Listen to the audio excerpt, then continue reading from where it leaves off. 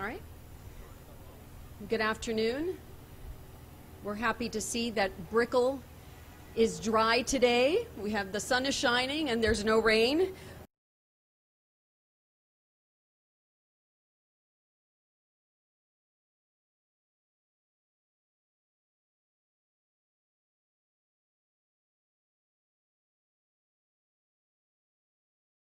Our city response and future needs is Mayor Tomás Regalado, City Manager Daniel Alfonso, Assistant City Managers Zeri Hekwabwa and Alberto Parjus, Chief Resilience Officer Jane Gilbert, Public Works Director Juvenal Santana, and Capital Improvements Director Giovanni Rodriguez. And to start us off, Mayor Regalado. Good afternoon. Yesterday, the Brickell City Center area was the hardest hit by the tropical storm that we experienced in the city of Miami. The National Weather Service estimates that between 5.5 and maybe 6 inches of rain fell right here in this area, being the hardest hit area in South Florida because of that quick storm. As of now, the Brickell City Center garage, it's closed because it was flooded. And of course, we have issues also with the courthouse, which was part of the damage. And on the area of Biscayne Boulevard, around 3 inches of rain fell during yesterday afternoon. The reason that we're here today is to inform the public of what the City of Miami is doing and what the City of Miami should do if we, as residents, approve a bond issue for resiliency, sea level rise, and flooding. But more important, what we are doing now and the consequences that we will have if not do it. Today, as we speak, we have online several pump stations in the city of Miami, 4 pump stations in Flagami area. And mind you, during the no-name storm in 2000, Flagami was flooded. After these pumps were installed, the situation is stable. We have 2 new pumps near the Marlins Park, 1 pump in Little Havana, 1 on Brickell Avenue, 1 in Belmead, 1 in San Marco Island, and 1 in Antonio Maceo Park in Flagami, just next to Blue Lagoon. What you're seeing here is the final construction of a very sophisticated water pump. Yesterday in Little Havana, we had major flooding. About almost 3 inches of rain fell in areas of Little Havana. In Shenandoah and Golden Pines, about 3 inches of rain. In front of American Airlines Arena on the Arch, many cars were damaged because of the flooding. So this is the consequence of nature. You know, we can not fight nature, but we can do something to remedy the consequences. So this is why today we're officially launching the campaign in favor of Miami Forever, which is a bond issue for resiliency, of course, infrastructure, sea level rise, flooding, and housing in the people of Miami. But more important, the people wanted to know if this happens again, are we prepared? So we have here our technical team from the City of Miami. We have the City Manager, Dr. Zeri Hekwabwa. We have Alberto Parjus. We have our Public Works Director. We have our Capital Improvement Director that will be able to address some technical questions. And because of that, it is important that the people understand what happened and what are we going to do if it happens again. Mind you, we did not think that we were in the midst of a tropical storm, and yet around 3 p.m. yesterday we were.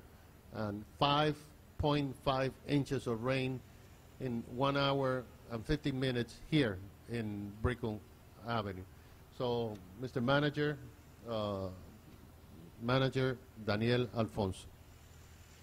Thank you, Mr. Mayor, and I'm not going to really say much except that I have a wonderful team of folks that I get to lead, and they're the technical experts. I know that the City of Miami has improved infrastructure, as the Mayor said. We've added capacity, but it's not enough for the type of event that we had. And so I'm going to let our experts talk about what is the magnitude of what we had to deal with yesterday, and talk about what is coming in the future in terms of what is needed to deal with this kind of issue. So, I don't know, Ms. Jane, you want to start with this? Yeah, let me introduce Jen Gilbert, who is our Chief Resilience Officer. Thank you and good afternoon. So the event yesterday really demonstrates the need for increased infrastructure, and you can see behind us there is construction going on for installing a new pump system for this area. So the city has already identified this area as a need for better drainage, and because we are so close to the Miami River here, because this is low-lying, just a simple gravity-fed system is not enough to drain a big event like that. We need a pump system. So this will be fully installed by the end of the year. We are currently looking to do a full new stormwater master plan so that we can upgrade all our infrastructure through the city where our needs are greatest.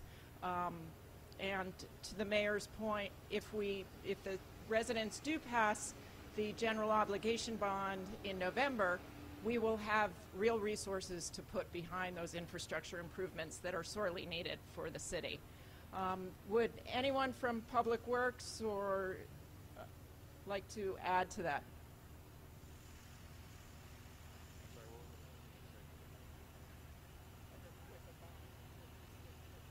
Yeah, let me introduce Juvenal Santana, Director of Public Works of the City of Miami, and then we can do in Spanish, and then you can ask question, technical or whatever question you want. So, Mr. Santana, Public Works Director.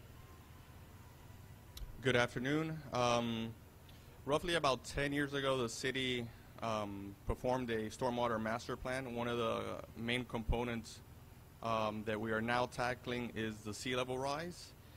The new stormwater master plan that is now being procured by the city will take that into account in several different iterations as far as storm events. And by that, what I mean is how much rain can we expect in a short period of time? Similar to what we had yesterday. Yesterday we roughly received anywhere between 3.5 to upwards of 5.5 inches of rain in a 2-hour period. Needless to say, that overwhelmed the drainage systems that we have in the ground right now, and other things that always have to be considered is what has been happening weather-wise leading up to days like that. On Monday we also had a substantial amount of rainfall that came down in the city. So there's only so much area where this water can go, and as we all know, we live very close to the ocean and to the bay, and if our water table rises, the water's got nowhere to sit but above ground. So as far as our stormwater master plan being procured and being analyzed, it's a substantial investment that the city's making, and decisions will be made on a technical standpoint based on the findings of that and basis of need all around the city. It's not just isolated to one area or another, but all over the city.